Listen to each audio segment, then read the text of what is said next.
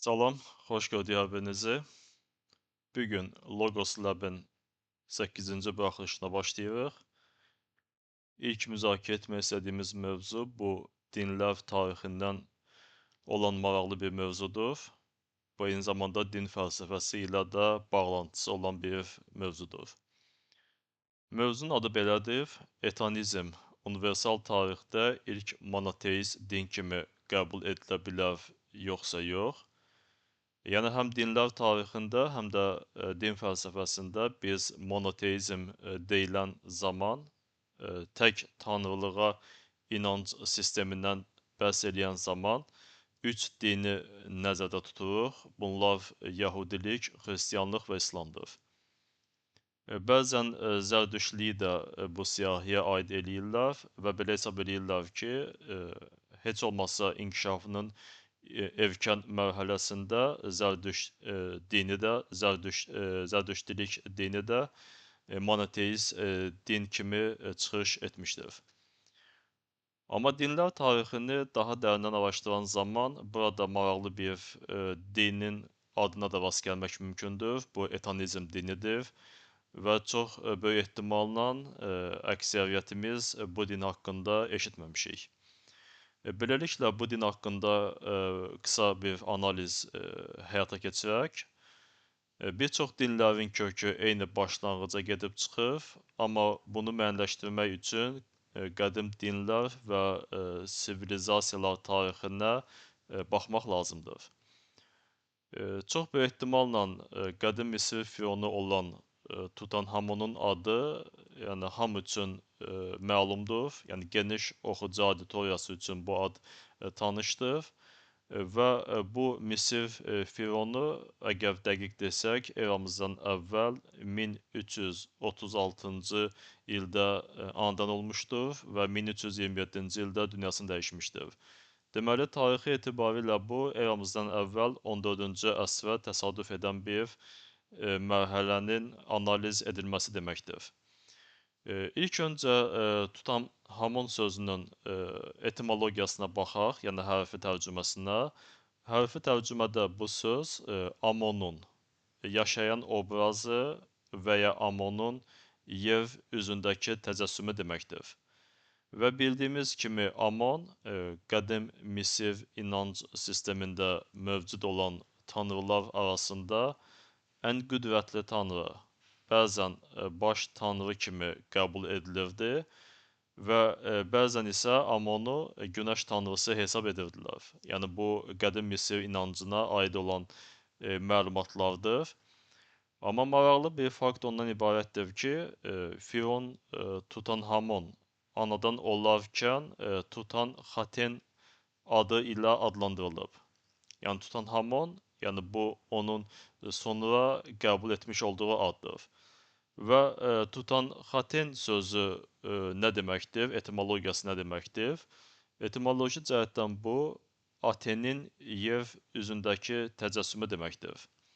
Beləliklə biz yeni bir adın üzərinə gəlib çıxmış oluruq. Bu ad Aten adıdır.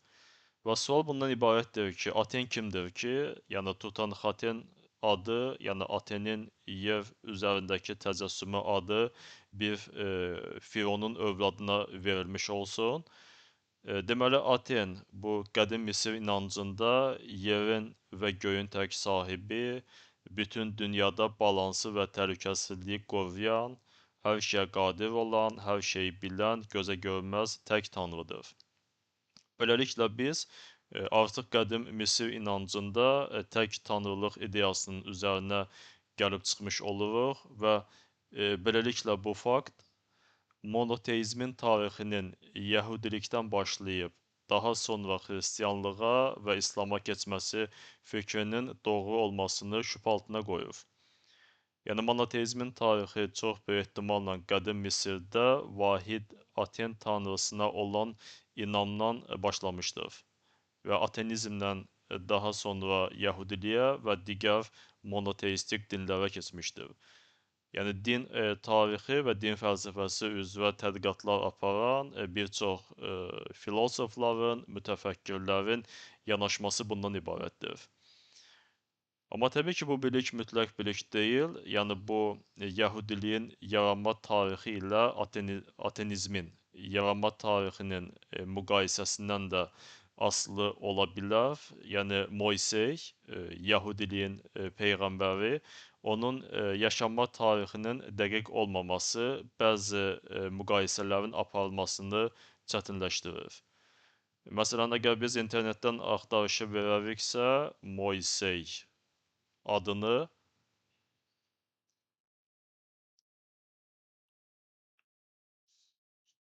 Moysey profet. Deməli, yaşama tarixi haqqında müxtəlif versiyaların olduğunu aşaratlı eləyə biləcəyik. Yəni, bəzi versiyalarda onun yaşama tarixi 13-cü əsrə, bəzi versiyalarda isə o hətta 14-cü əsrdə belə yaşaması ehtimal edilir. Və hansı tarixdə yaşamasından asılı olaraq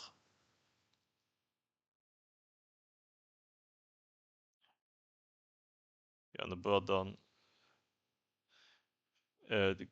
gördüyümüz kimi, yəni əgər biz Britaniya ensiklopediyasına inansaq, yəni Moyseyin, Musa peyğəmbərin yaşama tarixini 13-cü əsrdən hesablaya bilərik. Əgər bu aspektdən biz çıxış edəriksə, ateizm dininin yaranma tarixi 13-cü əsrdən daha əvvələ gedib çıxmış olur. Amma alternativ yanaşmalarda deməli Moyseyin yaşama tarixi 16-15-ci əsrlərə də aid edilir. Əgər belə olarsa, onda yəhudiliyin yaranma tarixi bu ateizmin yaranma tarixindən daha erkən dövrə təsadüf edir. Amma istənilən halda, yəni indi bizim müzakirə etdiyimiz, yəni bu alternativ bir yanaşmadır və məncə ateizm haqqında bizim geniş oxucu və ya dinləyici kütləmizin, yəni auditoriyamızın məlumatı yox idi. Yəni yadda saxlayaq ki, ateizm dini də bəzi tədqiqatçıların yanaşmasına görə qlobal tarixdə ilk monoteist dindir. Beləliklə, fikrimizi davam etdirək, yəni ateizm dininin yaradıcısı kimdir? Ateizm dinini tutan Xamonun atası Firon Akhenaten, yəni belə bir adlı Fironun yaratması ehtimal edilir və bu Firon da Akhenaten eramızdan əvvəl 1353-1336-cı illərdə yaşamışdır. Və bu Firon kimdir və vahid Aten tanrısına olan inanc sistemini niyə yaratmışdır? Yəni məntiqi sual olaraq bu meydana çıxır.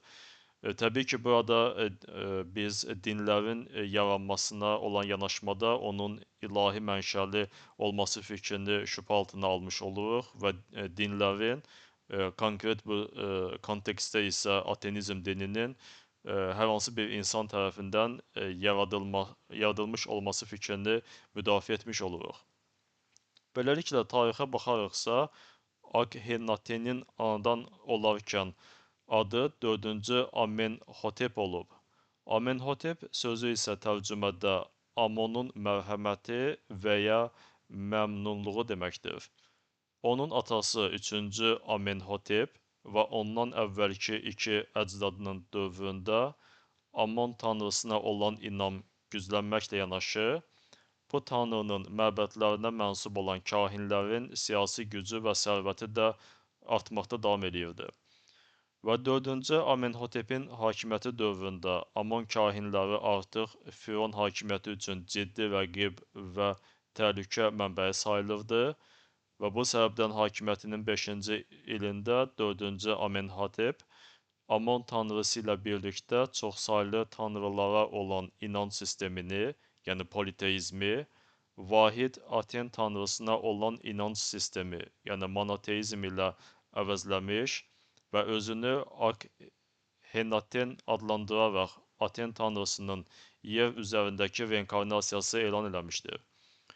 Və Akhenaten sözünün tərcüməsi isə bu Aten üçün effektiv və ya faydalı olmaq deməkdir.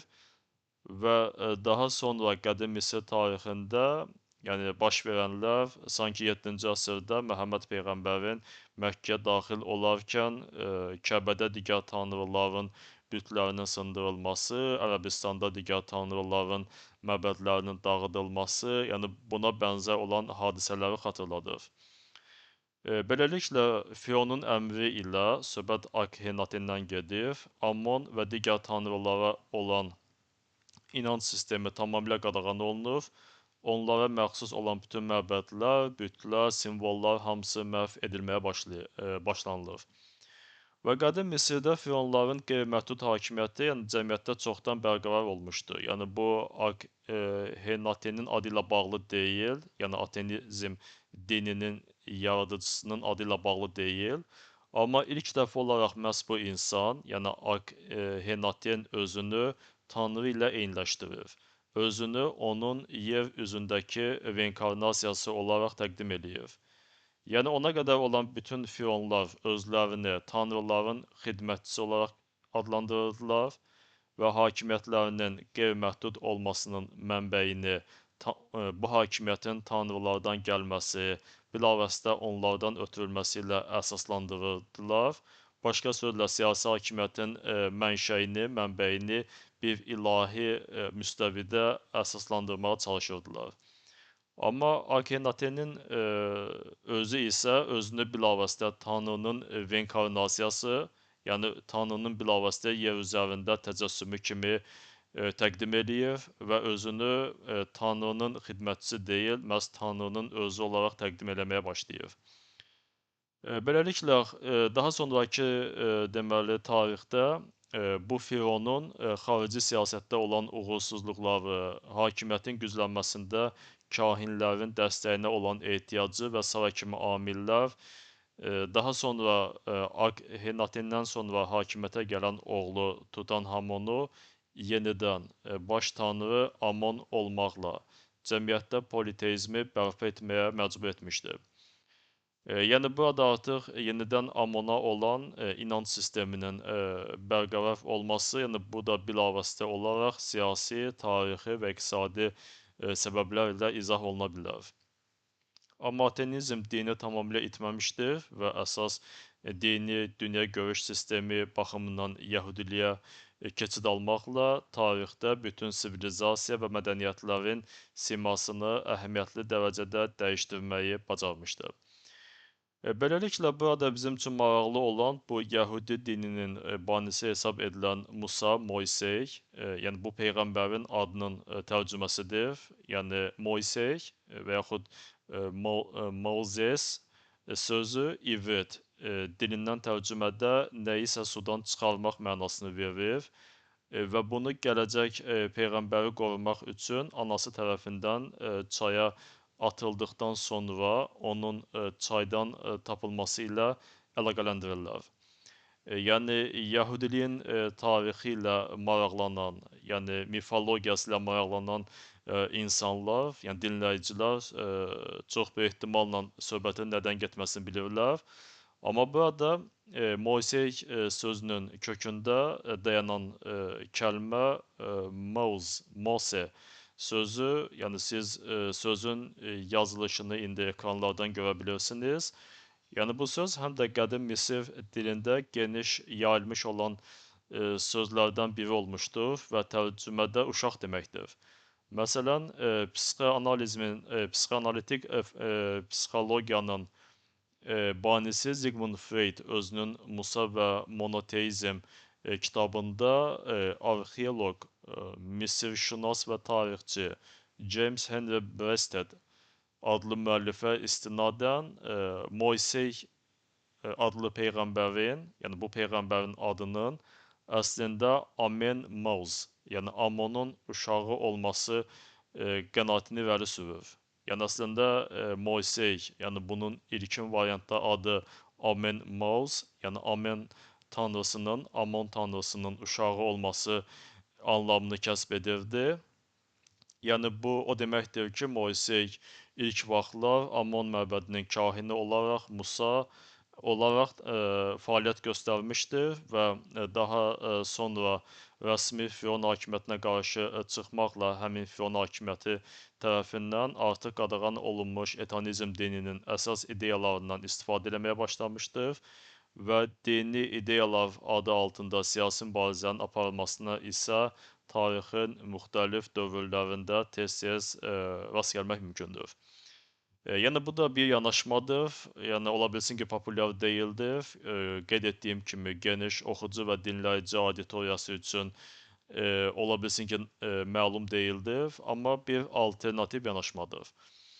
Və bu aspektdən biz çıxış etsək, ateizm dini tarix səhnəsindən yox olsa da, onun yaradıcısı olan Firon Akhenaten tərəfindən Tanrı Aten üçün yazılmış olan şeirlər, himnlər müasir dövrə kimi qorunub saxlanılıb və müxtəlif dillərə tərcümə edilib.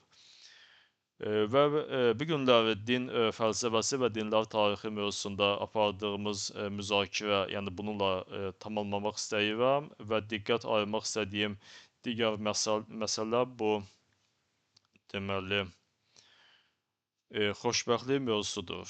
Yəni xoşbəxtlik nədir? Yəni bu sual etikada və yaxud geniş aspektdən çıxış edərəksə əxlaq fəlsəfəsində maraqlı olan mövzulardan biridir. Amma xoşbəxtlik nədir? Yəni bu sualın cavablandırılması birmənalı şəkildə həyata keçirilə bilməz. Məsələn, biz fəlsəfi aspektdən çıxış edəriksə, demək olar ki, nə qədər fəlsəfi ənənə mövcuddursa, fəlsəfi məktəblər varsa, məşhur filosoflar fəaliyyət göstərmişlərsə, onların hər biri xoşbəxtlik nədir sualına az və ya çox dərəcədə özünə məxsus şəkildə cavab vermişlər. Yəni ümumi şəkildə biz çıxış edəriksə, məsələn, buddizm fəlsəfəsinin xoşbəxtliyə vermiş olduğu bir cavab ilə, məsələn, analitik fəlsəfə məktəbinə məxsus olan filosofların vermiş olduğu cavablar eyni ola bilməz. Əgər biz bu sualın cavabını, məsələn, İslam fəlsəfəsində axtarmış olarıqsa, onda biz alternativ bir yanaşmalara şahidlik edə bilərik. Bu kontekstdə, məsələn, yoga fəlsəfəsinin maraqlı bir yanaşması var. Yəni, yoga fəlsəfəsinin ümumi yanaşması bundan ibarətdir ki, yəni, həyatda demək olar ki, bütün insanlar eyni şeyə can atır. Yəni, bu mənəvi rahatlıq, daxili harmoniyanın əldə edilməsidir. Yəni, sadəcə bu vəziyyətin əldə edilməsi üçün müxtəlif yollardan istifadə edirlər. Bəziləri bunu maddi sərvətinin artırılmasında görür. Belə hesab edir ki, nə qədər çox maddi sərvətə malik olarsa, bir o qədər çox daxili harmoniyanı əldə edə bilər. Yəni, daxilən bir rahatlaşmış vəziyyətə çata bilər. Digərləri bunu siyasi hakimiyyətin ən üst zirvələrinə can atmaqda görə bilər. Üçüncü qrup insanlarda bu, məsələn, xoşbəxt ailə həyatında ola bilər və s. Yəni, yoga fəlsəfəsinə görə insanların seçmiş olduğu yollar müxtəlif olsa da, amma son nəticə olaraq insanların xoşbəxtlik adı altında əldə etmək istədikləri mental vəziyyət eynidir.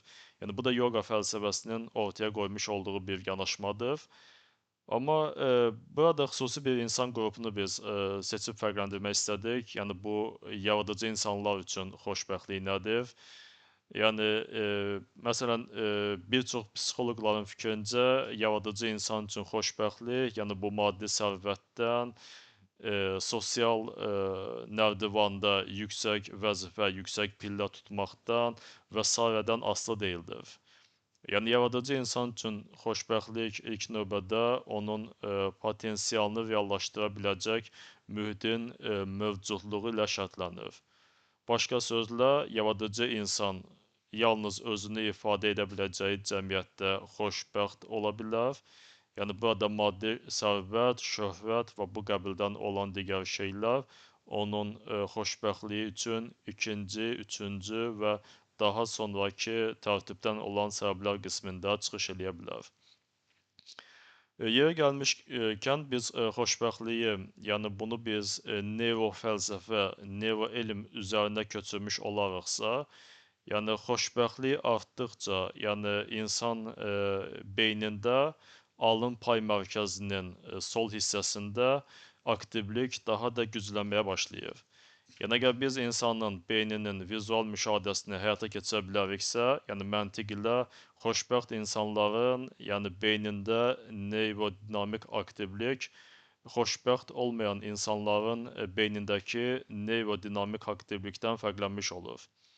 Yəni insanın qeyd etdiyim kimi xoşbəxt olmağa davam etdikcə, yəni bu mental vəziyyət davamlı xarakter daşımağa başladıqca, insan beynində, yəni alın pay mərkəzinin sol hissəsində deməli neurodinamik aktivlik güclənməyə başlayır və biz neuroelmdən bildiyimizə görə, yəni bu alın pay mərkəzi insan həyatında olduqca vacib bir sıra icra edici funksiyaları yerinə yetirir.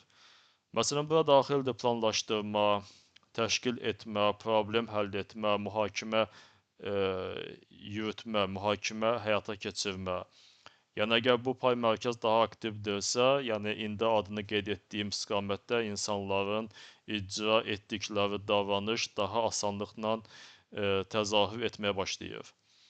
Və eyni zamanda alın pay mərkəzinin idarə etdiyi, yəni insan həyatına təsir etdiyi digər sahə bu insanın şəxsiyyəti və emosional vəziyyəti ilə bağlıdır. Yəni bu insanın motivasiyası, sosial davranışının idarə edilməsi və emosional nizamlamanın həyata keçirilməsi ilə bağlıdır. Yəni xoşbəxt insanların təbii ki, əgər bu aspektdən çıxış edəriksə, motivasiyası daha yüksəkdir, sosial davranışı daha optimaldır və emosional nizamlamanı daha effektiv surətdə həyata keçirə bilir. Və üçüncü bir aspektdən biz çıxış edəriksə, yəni alın pay mərkəzi eyni zamanda bu idrak ilə bağlı olan bir mərkəzdir və insanlarda abstrakt düşünmədir, yaradıcılıqdır, sosial dərk etmədir. Bu da alın pay mərkəzi tərəfindən idarə edilir. Deməli, biz bu aspektdən çıxış edəriksə və bütün dediklərimizi bir neyrofəlsəfə müstəvisinə köçürmüş olarıqsa, deməli, belə çıxır ki, insan xoşbəxt olmaqla birbaşa olaraq bu bir sıra vacib davranışların daha effektiv surətdə idarə edilməsi və həyata keçirilməsini təmin edə bilər. Yəni, qeyd etdiyimiz kimi, bu problem həll etmədən tutmuş, abstrakt düşüncə və yaradıcılığa qədər olan müxtəlif sahələri əhatə edir.